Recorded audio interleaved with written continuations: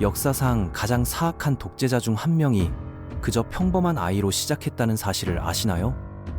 우리가 알고 있는 그 무시무시한 인물도 한때는 다른 아이들과 똑같이 웃고 울고 꿈을 품던 순수한 존재였습니다. 이것은 단순한 역사 이야기가 아니라 환경과 경험이 한 사람을 어떻게 완전히 다른 존재로 만들어낼 수 있는지를 보여주는 충격적인 기록이죠. 그러면 지금부터 그 끔찍한 변화의 시작점을 함께 살펴보겠습니다.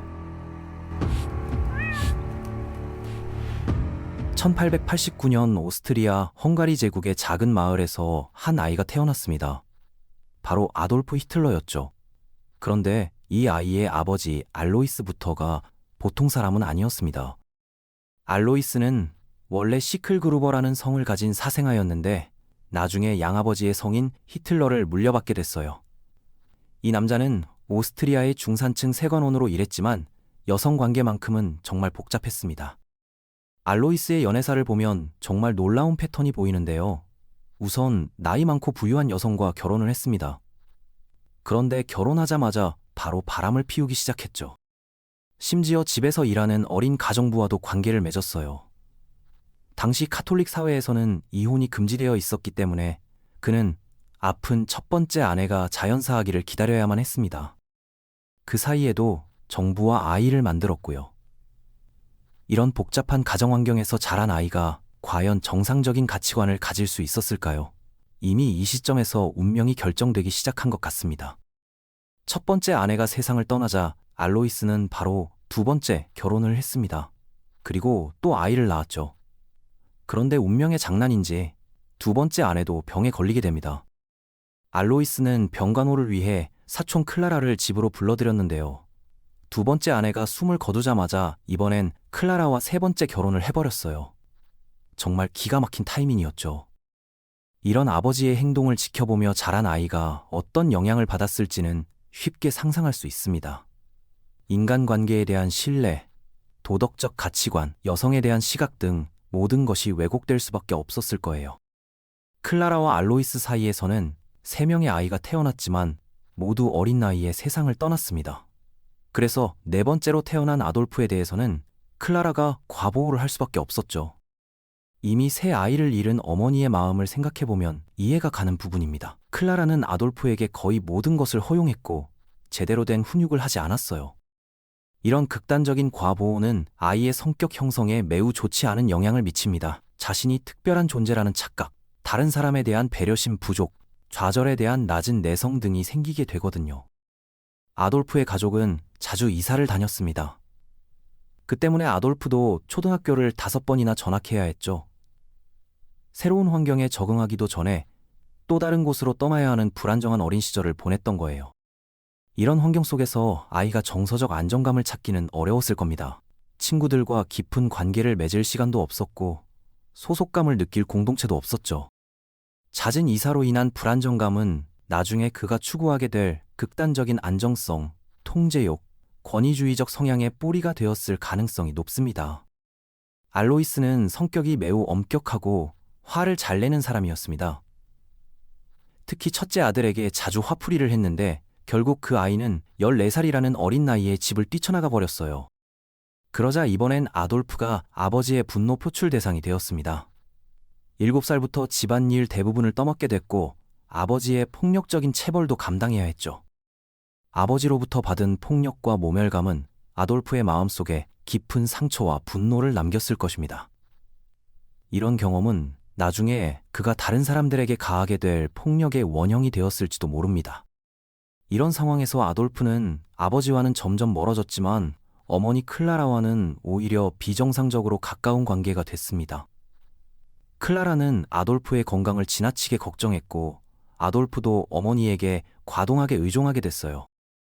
심리학자들이 말하는 건강하지 못한 모자 관계의 전형적인 모습이었죠. 이런 관계는 아이의 독립성과 사회성 발달에 심각한 악영향을 미칩니다. 어머니에 대한 과도한 의존은 나중에 그가 보여준 극단적인 충성심 요구, 절대적 권위에 대한 갈망과도 연결될 수 있습니다. 자신이 어머니로부터 받았던 맹목적 사랑을 다른 사람들에게서도 요구하게 된 것이죠. 아돌프의 학창시절 초반은 나쁘지 않았습니다. 성적도 괜찮았고 선생님들에게 칭찬도 받았어요. 친구들 사이에서도 인기가 있었고 전쟁놀이 같은 게임에서 리더 역할을 자주 맡기도 했죠. 독서를 좋아했는데 특히 서부 개척 시대의 카우보이나 아메리카 원주민들의 모험담을 즐겨 읽었습니다. 이런 책들은 대부분 폭력적인 정복과 지배에 관한 내용들이었어요. 어린 시절부터 폭력과 지배에 대한 환상을 키워나간 것이죠. 물론 당시에는 단순한 모험 소설로 받아들여졌겠지만 이미 문제적 성향의 씨앗이 싹트고 있었던 것 같습니다. 하지만 나이가 들면서 점점 문제아가 되기 시작했어요. 몰래 담배를 피우다가 걸리기도 했고 친구들과 함께 남의 과수원에서 과일을 훔치기도 했습니다. 더 심각한 건 교실에서 오스트리아를 지지하는 선생님 앞에서 독일 민족주의적인 행동으로 반항을 표현했다는 점이에요. 오스트리아 땅에서 말이죠. 이미 이때부터 극단적 민족주의의 조짐이 보이기 시작한 거예요. 이런 반항적 행동들은 단순한 사춘기 일탈이 아니라 더 깊은 문제의 신호였습니다. 권위에 대한 도전, 기존 질서에 대한 거부감, 그리고 자신만의 이데올로기에 대한 맹신이 시작된 것이죠. 아돌프가 살던 지역은 원래 독일 연방에 속했다가 오스트리아 헝가리 제국 영토가 된 곳이었습니다. 그래서 그 지역 사람들은 자신들을 독일인이라고 생각하는 경우가 많았어요. 아돌프는 오스트리아 공무원인 아버지에게 반항하는 수단으로 독일 민족주의에 빠져들었던 거죠. 당연히 알로이스는 이런 아들의 행동에 극도로 분노했고 또다시 체벌이 이어졌습니다. 이렇게 개인적 반항과 정치적 이데올로기가 결합되면서 더욱 위험한 형태로 발전하기 시작했습니다. 아버지에 대한 개인적 분노가 국가와 체제에 대한 적대감으로 확대된 것이죠. 아돌프가 10살 되던 해 가족에게 큰 비극이 일어났습니다. 아돌프가 무척 아끼던 6살 남동생이 홍역으로 세상을 떠난 거예요. 동생은 집 맞은편 묘지에 묻혔는데 이 사건 이후 아돌프의 성격이 확연히 바뀌었다고 합니다. 나무에 대고 혼잣말을 하거나 밤늦게까지 묘지에서 별을 바라보며 시간을 보냈어요. 동생의 죽음은 아돌프에게 인생의 무상함과 죽음에 대한 강박적 사고를 심어주었을 것입니다. 이런 경험은 나중에 그가 보여준 죽음에 대한 냉담함, 생명경시 사상과도 연결될 수 있어요. 종교에 대한 관심도 완전히 사라졌고 학교 성적도 급격히 떨어지기 시작했습니다. 물론 아버지 알로이스는 이런 변화에 또다시 격분했고 매번 체벌로 해결하려고 했죠. 하지만 이미 상처받은 아이의 마음을 폭력으로는 고칠 수 없었습니다. 오히려 더 깊은 반항심과 세상에 대한 적대감만 키울 뿐이었어요. 이 시기의 경험들이 나중에 그가 보여준 무신론적 성향, 기존 종교에 대한 적대감의 뿌리가 되었을 가능성이 높습니다. 신앙을 잃은 자리에 극단적 이데올로기가 들어선 것이죠. 도시의 고등학교로 진학한 후에도 적응하지 못했습니다. 도시 아이들은 시골에서 온 아돌프를 촌스럽다며 따돌렸어요. 수업에는 전혀 집중하지 못해서 유급까지 당했습니다. 하지만 대신 독서나 그림 그리기에는 열중했어요. 이때부터 예술가의 꿈을 키우기 시작한 거죠. 현실에서 인정받지 못하자 예술이라는 다른 영역에서 성공하고 싶었던 것 같습니다. 예술에 대한 관심 자체는 나쁘지 않았지만 문제는 그의 재능이 그리 뛰어나지 않았다는 점이에요.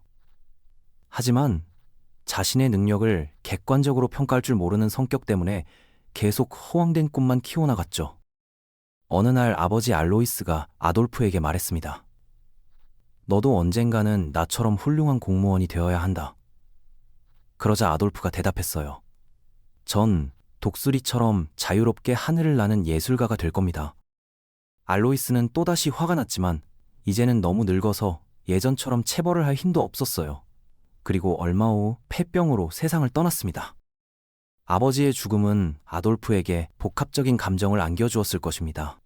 한편으로는 해방감을 느꼈겠지만 다른 한편으로는 아직 해결되지 않은 아버지와의 갈등이 평생의 트라우마로 남게 되었죠. 아버지가 죽은 후 아돌프는 겨우 마지막 학기를 마쳤습니다. 그리고 친구들과 함께 졸업 파티를 했는데 완전히 취할 때까지 술을 마시고 졸업장으로 화장지 대신 사용했다고 해요. 실제로 있었던 일이라고 합니다. 하지만 정작 중요한 졸업시험은 포기해버렸어요. 이미 이때부터 기존 교육 시스템과 사회의 제도에 대한 극도의 경멸감을 드러낸 것이죠. 이런 행동은 단순한 반항이 아니라 사회 전체에 대한 근본적 거부감의 표현이었습니다. 나중에 그가 보여준 기존 질서 파괴 의지의 초기 형태라고 볼 수 있어요. 이제 16살의 무직자가 된 아돌프는 3년 동안 아무 일도 하지 않고 지냈습니다. 유일한 친구인 아우구스트 쿠비책과 함께 오페라를 보며 시간을 보냈죠.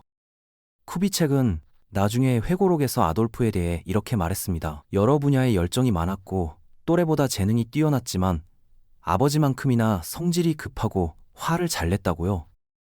이미 이 시기부터 폭발적 성격과 극단적 사고방식이 고착화되고 있었던 것 같습니다.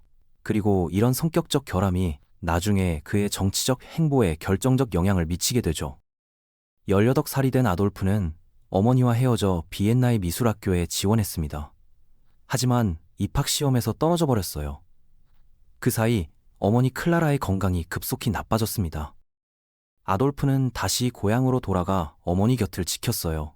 결국 클라라가 세상을 떠났는데 담당 의사는 아돌프만큼 슬퍼하는 유족을 본 적이 없다고 말할 정도였어요.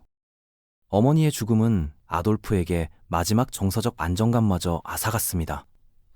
이제 세상에 그를 무조건적으로 사랑해줄 사람은 아무도 남지 않았죠.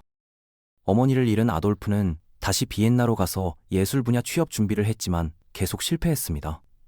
부모님의 경제적 지원도 끊긴 상황에서 결국 20살 초반에 노숙자가 되어버렸죠. 몇 년 동안 노숙자 보호시설을 전전하며 직접 그린 엽서를 팔아서 생계를 유지했습니다. 꿈꿨던 예술가의 삶과는 정반대의 비참한 현실이었어요. 이런 극도의 좌절감과 사회에 대한 원망이 나중에 그의 복수심과 권력욕의 원동력이 되었을 것입니다. 자신을 이렇게 만든 세상에 대한 분노가 점점 커져갔던 거죠. 아돌프의 극단적 사상이 정확히 언제 형성되었는지는 명확하지 않지만 비엔나에서의 힘든 생활이 큰 영향을 미쳤을 거라고 봅니다. 당시 비엔나에는 반유대주의 정서가 널리 퍼져 있었거든요. 아돌프가 지지했던 시장도 공개적으로 반유대주의를 표방하는 인물이었어요. 자신의 실패와 고통에 대한 책임을 누군가에게 전가하고 싶었던 그에게 이런 사상은 매력적으로 다가왔을 것입니다. 당시 여러 언론 매체들이 인종에 관한 음모론을 자주 다뤘는데 아돌프는 이런 이론들에 깊이 빠져들었습니다. 각 인종은 서로 우열 관계에 있으며 아리아족이 가장 우수하고 유대민족이 가장 열등하다는 황당한 믿음을 갖게 된 거죠. 이런 사이비 과학적 이론들이 그의 왜곡된 세계관을 더욱 공고히 만들었습니다. 자신의 실패를 인정하기보다는 외부의 적을 만들어 모든 책임을 떠넘기는 방식을 선택한 것이죠. 오스트리아 헝가리처럼 여러 민족이 함께 사는 제국 체제도 마음에 들지 않았습니다. 순수한 독일 민족 국가만이 이상적이라고 생각하게 되었어요. 이런 극단적 민족주의 사상이 나중에 그가 추진하게 될 영토 확장과 인종 청소 정책의 이론적 토대가 되었습니다. 24살이 된 아돌프는 미넨으로 이주해서 또다시 1년간 떠돌이 생활을 했습니다. 군 복무도 계속 미뤄가면서 말이죠. 그런데 1914년 유럽 전역에 쌓여있던 긴장감이 폭발하면서 1차 세계대전이 시작됐어요. 전쟁 소식이 전해지자 아돌프는 며칠 만에 독일군에 자원 입대했습니다. 마침내 자신의 삶에 목적과 의미를 줄 수 있는 기회가 온 것이죠. 전쟁터에서의 동지애와 목적의식은 아돌프에게 생애 처음으로 삶의 의미를 주었습니다. 끔찍한 전쟁 상황이었지만 아돌프는 이 시기를 인생에서 가장 행복한 때였다고 나중에 회상했어요. 용감하게 싸워서 철십자 훈장도 받았고 여러 번 죽을 고비를 넘기기도 했습니다. 전쟁이 그에게 자존감과 소속감을 동시에 제공해 준 것이죠. 하지만 1916년 포탄 파편에 다리를 다쳐서 독일로 후송됐습니다. 거기서 본 조국의 모습은 충격적이었어요. 지치고 배고픈 국민들이 전쟁 반대 시위를 벌이고 있었거든요. 아돌프는 이런 상황에 분노했지만 다시 전선으로 복귀했습니다. 그러다가 1918년 영국군의 독가스 공격으로 일시적으로 실명하여 또다시 병원에 입원했어요. 병원에서 한 달 후 독일 패전 소식을 듣게 됐습니다. 패배의 대가는 정말 가혹했어요. 독일은 엄청난 전쟁 배상금을 지불해야 했고 군대 규모도 크게 줄여야 했습니다. 국가 전체가 수치심과 절망감에 빠져들었죠. 유럽의 지도도 완전히 바뀌었는데 러시아에서 분리된 지역에 새로운 국가들이 생겨났고 오스트리아 헝가리 제국은 해체되어 여러 나라로 갈라졌습니다. 특히 새로 생긴 폴란드가 독일을 동서로 분리시켜 놓았어요. 조국이 이렇게 참담한 상황이 된 것을 지켜본 아돌프는 극도의 분노에 휩싸였습니다. 그리고 이 모든 책임을 공산주의자들과 유대인들에게 돌렸어요. 그들이 전쟁을 반대하고 나라를 배신해서 이런 결과가 나왔다고 굳게 믿게 된 거죠. 이렇게 개인적 좌절과 국가적 굴욕이 결합되면서 평범한 한 사람이 역사상 최악의 독재자로 변모할 모든 조건이 갖춰졌습니다. 그 후의 이야기는 우리 모두가 아는 끔찍한 역사가 되었죠.